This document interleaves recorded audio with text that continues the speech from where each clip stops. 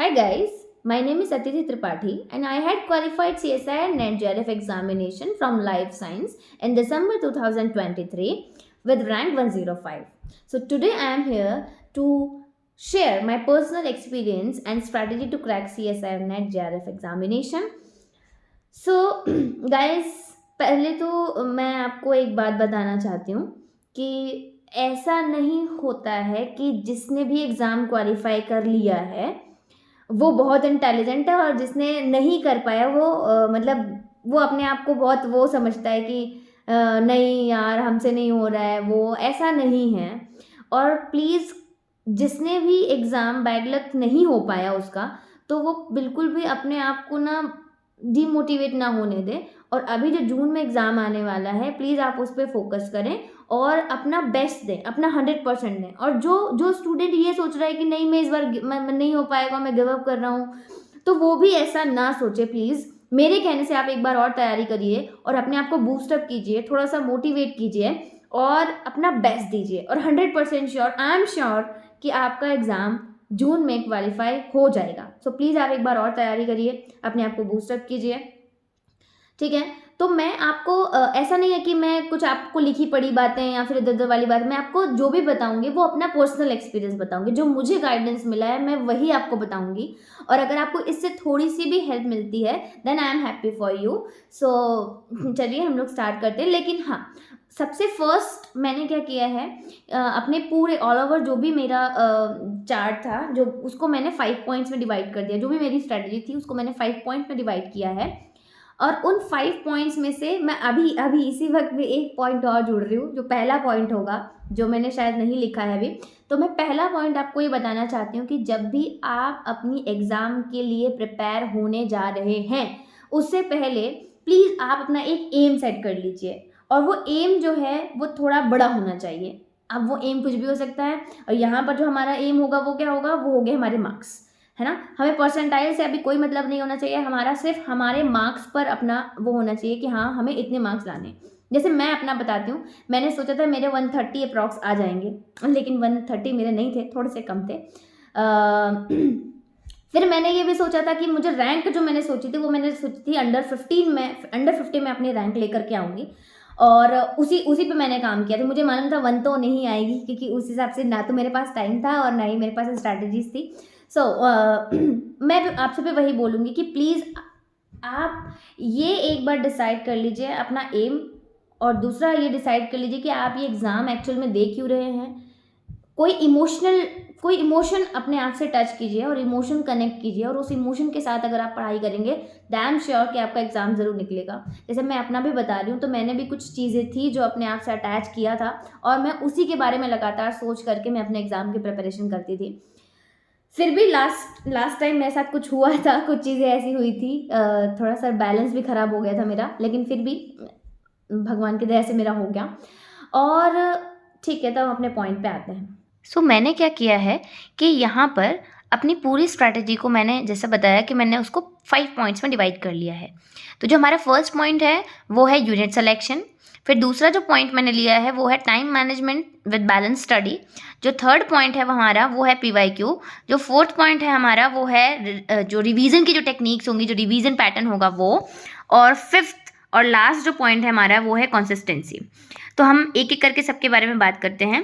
तो सबसे फर्स्ट जो पॉइंट है जो कि है यूनिट सिलेक्शन, तो मैंने इस पे कैसे काम किया था। देखिए, जब भी आप अपनी प्रिपरेशन करने जाते हैं सबसे पहला जो आपका काम होता है वो होता है सिलेबस एनालिसिस। तो मैंने भी वही किया था कि अपनी जो सिलेबस है, जो लाइफ साइंस का सिलेबस है, उसमें आपको पता है कि वो उसमें 13 यूनिट्स दे रखी हैं और जो 13 यूनिट्स हैं उन यूनिट्स में से ऐसा नहीं होगा कि हर बच्चा उस पूरी 13 के 13 यूनिट पढ़ के आया होगा, ऐसा तो हुआ नहीं होगा। तो किसी ने हर स्टूडेंट की अपनी कुछ जो स्ट्रेंथ होगी और कुछ तो वीकनेस होंगी। तो मैंने क्या किया, अपनी स्ट्रेंथ और वीकनेस के अकॉर्डिंग मैंने यूनिट्स को डिवाइड कर लिया। और ये करने से पहले ये डिवाइड मैं कब कर पाई, वो मैं तब कर पाई जब मैंने सिलेबस को, हर यूनिट को, हर टॉपिक को बहुत अच्छे से एनालाइज किया और बहुत अच्छे से देखा कि इनमें से कौन से ऐसे टॉपिक हैं जो मुझे आते हैं और जिसको मैं अच्छे से परफॉर्म कर सकती हूँ, और ऐसी कौन सी यूनिट है जिसको मैंने नहीं पढ़ा है या जो मुझे नहीं आती और कुछ ऐसे भी टॉपिक्स थे जो मुझे बहुत बोरिंग लगते थे और मतलब मैं बहुत ज़्यादा इंटरेस्टेड नहीं होती थी उसको पढ़ने में, लेकिन हाँ ऐसा लगता था कि हाँ अगर मैं पढ़ूंगी तो कर लूँगी। तो मैंने क्या किया है, जो अपनी बेस्ट यूनिट्स थी, जो मुझे लगता था कि हाँ मैं बहुत अच्छा परफॉर्म कर सकती हूँ इसमें, तो उसको मैंने क्या किया, उसको मैंने किसी एक कॉलम में कर दिया। और जो दूसरी यूनिट, जो कुछ ऐसी यूनिट्स थी जो मुझे बोरिंग लगती थी, लेकिन मुझे लगता था कि नहीं मैं इसको कर लूँगी, अगर मैंने पढ़ा तो मैं इसको कर लूँगी, पर थोड़ा सा मुझे टाइम लगेगा इसको करने में क्योंकि वो बोरिंग होता है, तो हम पूरा एक बार में नहीं पढ़ सकते, तो टाइम ले लेकर के पढ़ेंगे उसको, कुछ टाइम शेड्यूल डिसाइड करेंगे। फिर अगला जो मैंने क्या किया, मैंने उन यूनिट्स को लिखा जो यूनिट्स मुझे बिल्कुल ऐसा लगता था कि अरे यार नहीं ये मुझसे हो ही नहीं पाएगा, मैंने कभी नहीं पढ़ी है।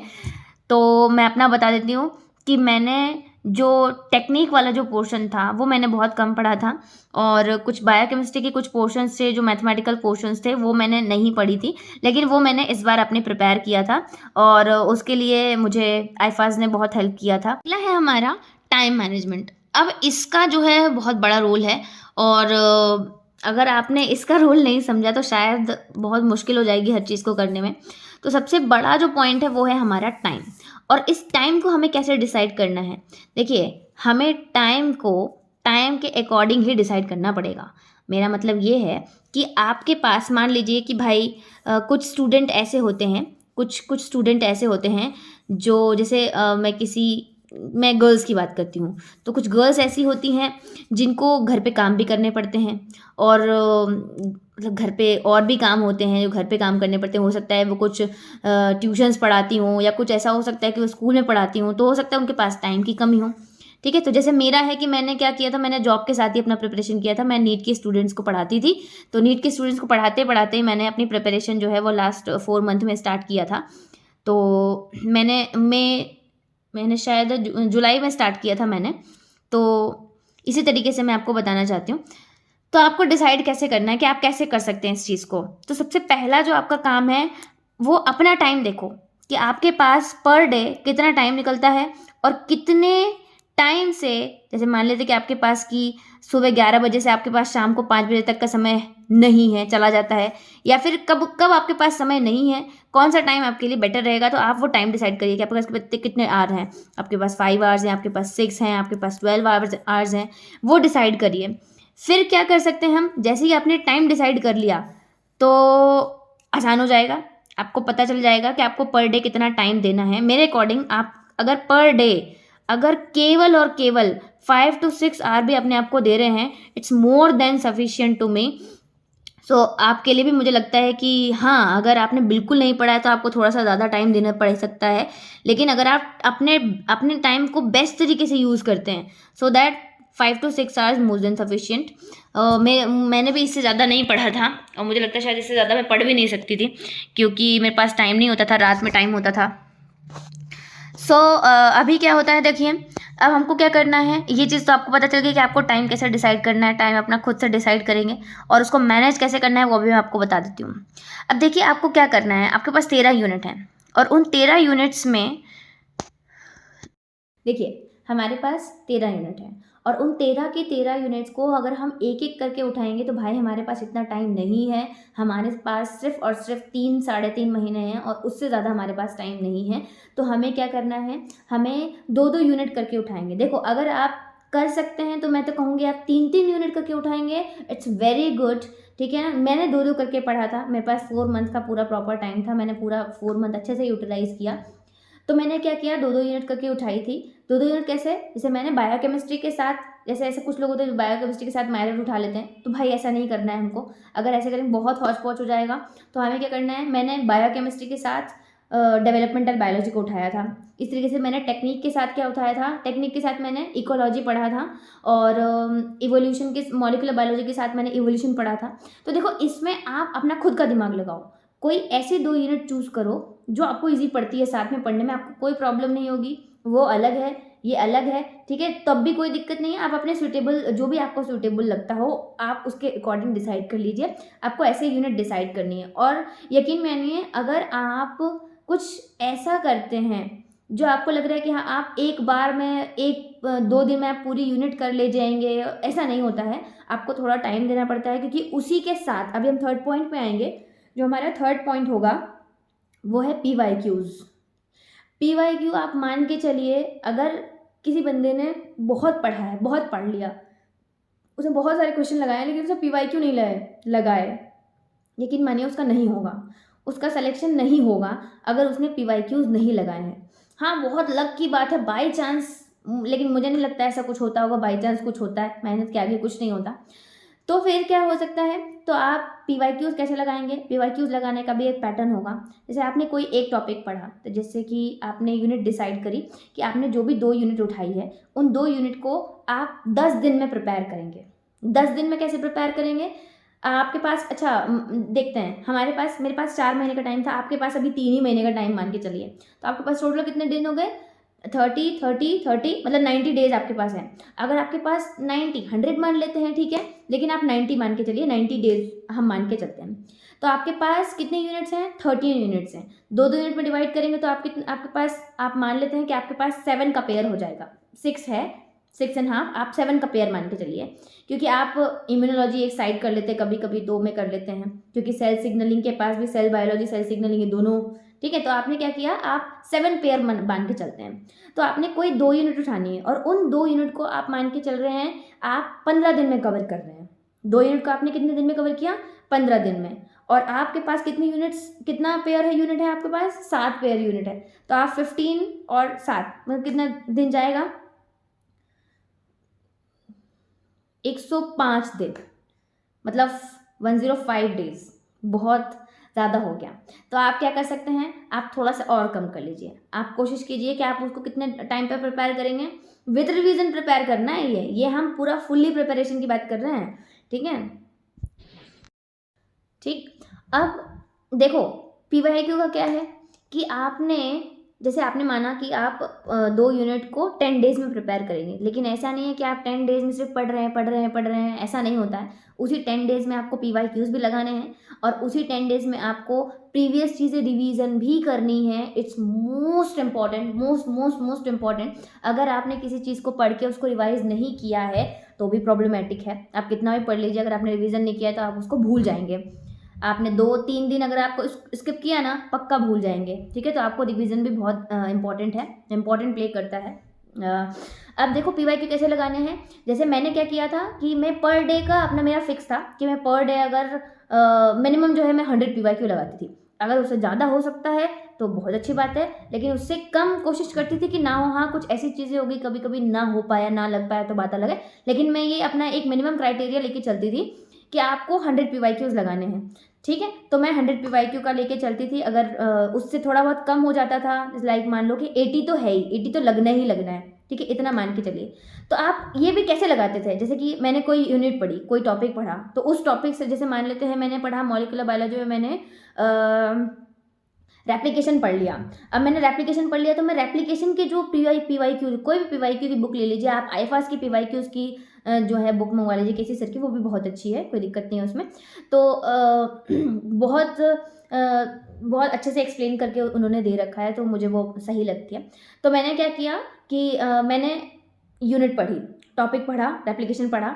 रेप्लिकेशन मैंने मॉर्निंग में पढ़ा, थोड़ा सा ब्रेक लेकर के मैंने उसके PYQs लगा लिए। तो मैंने क्या किया, वो टॉपिक जो है मेरा वहीं का वहीं कवर हो गया। फिर मैं नेक्स्ट डे क्या करूँगी, नेक्स्ट डे मैं टॉपिक को रिवाइज तो करूँगी, साथ में मैं क्या करूँगी, जो PYQs मैंने लगाए थे ना उसको भी हल्का सा एक बारी देख लूँगी। आपको नोट्स रिवाइज करने के साथ साथ आपको PYQs को भी एक बार देखना है, वो आपके टिप्स पे होने चाहिए, ऐसे काम होगा आपका। ऐसे करेंगे तो आपका रैंक 1 भी आ सकता है, कोई दिक्कत नहीं है, ठीक है। सबका तो नहीं आएगा, एक का आएगा।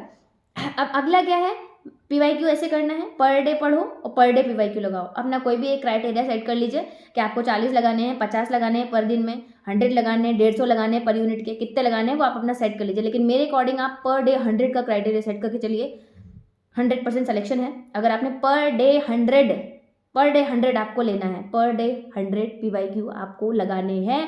50 एक से लगा लो और जो दूसरी यूनिट चल रही है 50 उसके लगा लो, लेकिन पढ़ने के बाद लगाना है। जैसे आपने पढ़ लिया, उसके 1 घंटा रेस्ट, 1-1.5 घंटा रेस्ट लीजिए, उसके बाद आप PYQs लगाएंगे, ठीक है। 1 घंटा रेस्ट, आपने मान लो कि 3 घंटे पढ़ा, भाई 3 घंटे में आप चौथे घंटे फिर से तुरंत PYQ नहीं लगा सकते, तो आपने थोड़ा रेस्ट लिया, 45 मिनट 1 आवर, उसके बाद आप PYQ लगा लीजिए, सही है। फिर जब आप और रात में पढ़ते हैं, आपने मान लो मॉर्निंग में 4 बजे उठे, मैं खैर 4 बजे नहीं उठती थी, आपने रात में पढ़ा है, रात में दूसरी यूनिट पढ़ी है, उसी के आप PYQ 1 घंटे बाद लगा लीजिए, आधे घंटे बाद लगा लीजिए। देखो तुरंत लगा सकते हैं और अच्छी बात है, ठीक है, कोई दिक्कत नहीं है। अपना थोड़ा थोड़ा अलग भी हो सकता है, कोई दिक्कत नहीं। अब रिवीजन कैसे करना है भाई, ऐसा लगता है कभी कभी कि क्यों ये रिवीजन क्यों बनाया है, ऐसा क्यों नहीं होता हमारे दिमाग में कि हम उसको पढ़ लें और वो हमारे पास ही रह जाए, हम क्यों रिवीजन करते हैं। लेकिन रिवीजन बहुत बहुत मस्ट है, रिवीजन आप नहीं करेंगे आप भूल जाएंगे। तो क्या करना है हमको, रिवीजन कैसे करना है कि आपने आज पढ़ा, ठीक है, पहला पढ़ा, PYQs लगा लिए, देखो अभी तो हो गया, कोई दिक्कत नहीं है, आज का खत्म, आज आपने पढ़ा जो भी है उसको रहने दो।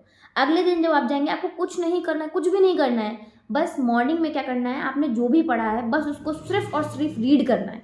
और ना बहुत जल्दी जल्दी रीड करना है, ऐसा नहीं करना कि बहुत टाइम ले रहे हैं। अगर आपने आज पढ़ा है और आप उसको कल मॉर्निंग में आपने सिर्फ उसको 1 घंटे की चीज़ को या 3 घंटे की चीज़ को आपने आधे घंटे में एक बार रीड कर लिया है ना, तो बस वही आपका रिवीजन है। तो आप क्या करेंगे, 3-4 दिन तक लगातार उसको पढ़ेंगे, हर चीज़ को नहीं पढ़ना है। जैसे आपने आज पढ़ा, ठीक, और आज वाले पॉइंट को आपने कल रिवाइज करना है। और कैसे, 3 घंटे की चीज़ को 20 मिनट या 30 मिनट में रिवाइज करना है। फिर अगले दिन उस जो 30 मिनट में आज आपने रिवाइज किया है उसको अगले दिन क्या करो ना, उसको 15 मिनट कर दो, 15 मिनट में रिवाइज करना और जल्दी, क्योंकि अगले दिन का भी तो लोगे ना, तो आपके पास 45 मिनट हो गया। फिर अगले दिन क्या करेंगे, आप उसको थोड़ा सा और कंसाइज करके और जल्दी रीड करने की कोशिश करो। फिर एक दिन का पूरा गैप ले लो, पूरा एक दिन का गैप ले लो, जैसे संडे गैप ले लो, मैं संडे गैप ले लिया करती थी, और उस संडे में क्या करना है, उस पूरे वीक का रिवाइज कर डालो, ठीक है। तो आपने क्या करना है, पहले दिन रिवाइज करना है, पहले दिन पढ़ा, अगले दिन रिवीजन, अगले दिन उसको कम टाइम में रिवीजन, अगले दिन और कम टाइम में रिवीजन, क्योंकि अभी उन दिनों का भी हो रहा है इकट्ठा, क्योंकि उसको भी रिवाइज करना है। और लास्ट में एक दिन क्या करो, गैप ले लो पूरा, ताकि पूरा अगले दिन का क्या करना है आप उसको रिवाइज कर लेंगे। बेहतरीन है, बहुत अच्छा स्ट्रैटेजी है रिवीजन करने की, आपको लास्ट टाइम पर रोना नहीं पड़ेगा कि हाँ रिवीजन नहीं हो रहा, क्योंकि लास्ट टाइम में सिर्फ बच्चों का जो टेंशन होता है वो सिर्फ रिवीजन होता है और कुछ नहीं होता है। मेरा भी था, ऐसी बात नहीं, दिसंबर में हमें बड़ा तकलीफ हुआ क्योंकि कुछ चीज़ें ऐसी थी, छूट गई थी, कुछ चीज़ें, कुछ टाइम नहीं मिल पाया था, उसकी वजह से मेरा रिवीजन भी प्रॉपर नहीं हो पाया था। लेकिन स्ट्रैटेजी बिल्कुल सही है, ठीक है। अब फाइनल जो पॉइंट है हमारा वो है कंसिस्टेंसी। अगर ये नहीं होगी तो सिलेक्शन भी भूल जाओ, कुछ नहीं होने वाला है। आपको अगर सिलेक्शन लेना है, 100% आपको श्योरिटी लेनी है कि भाई मेरा सिलेक्शन होगा ही होगा, कंसिस्टेंसी बनाए रखें।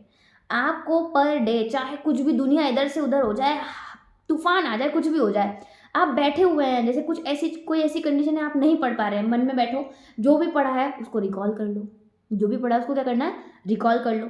और रिकॉल आपको कंसिस्टेंसी के साथ करना है। अगर आप रिकॉलिंग इसमें शामिल कर लेते हैं तो बहुत अच्छी बात है, रिवीजन आप कर रहे हैं बहुत अच्छी बात है। कंसिस्टेंसी में क्या है हमारा, पर डे आपने जितना भी टाइम आपने आपको दिया है, आप 5 घंटे देते हैं, अगर कुछ दिन ऐसा हो रहा है कि आपका मन नहीं लग रहा है पढ़ने को, तो कुछ मत करो, अकेले में बैठो, जो भी पढ़ा है उसको दिमाग से रिकॉल करो। रिकॉल करोगे तो क्या होगा, जो पुरानी चीज़ें होगी वो दिमाग से निकल के बाहर आएंगी। और अगर डेली रिकॉल कर सकते हो बहुत अच्छी बात है, कुछ नहीं हो सकता इससे अच्छा, ठीक है। तो मेरे अकॉर्डिंग जो इतनी चीज़ें थी, जो फर्स्ट पॉइंट हमारा यूनिट सिलेक्शन, दूसरा टाइम मैनेजमेंट, तीसरा हमारा है PYQs, फोर्थ हमारा है जो रिवीजन, कैसे पैटर्न रिवीजन मैंने आपको बता दिया है, और कंसिस्टेंसी बहुत इंपॉर्टेंट है। रिकॉलिंग कर सकते हैं तो रिकॉलिंग करिए, रिकॉलिंग जो है बहुत अच्छा तरीका है, आप जो चीज़ें भूल जाते हैं वो आप बार बार रिकॉल करने, देखो शुरू में आदत हो, जो प्रॉब्लम हो सकती है रिकॉल करने में, लेकिन फिर एक बार आदत अगर बन गई ना तो कोई प्रॉब्लम नहीं होगी, तो रिकॉल भी बहुत अच्छे से होगा, ठीक है। देखो गाइज, मैंने अपना जो भी मेरा एक्सपीरियंस था, जो भी मुझे लगा कि मुझे आपके साथ शेयर कर लेना चाहिए, तो मैंने अभी कर दिया। ऐसा कुछ नहीं है कि मैं मतलब मेरा रैंक बहुत अच्छा आ गया है, मैं नहीं मानती कि ठीक है बहुत अच्छा नहीं है, लेकिन फिर भी सबका अपना अपना पॉइंट ऑफ व्यू होता है, और मैंने अपने अकॉर्डिंग मुझे जो लगता था कि मैंने जो फॉलो किया है, शायद औरों की इससे हेल्प हो सकती है, तो वो मैंने आपके साथ शेयर किया है। अगर आपको कुछ और पूछना है या और डिटेल्स में जानकारी चाहिए तो आप प्लीज़ मुझे कमेंट कर दीजिए, मैं देख लूँगी, फिर मैं आपको उस चीज़ के बारे में बता दूँगी, ठीक है। So thank you so much, bye bye.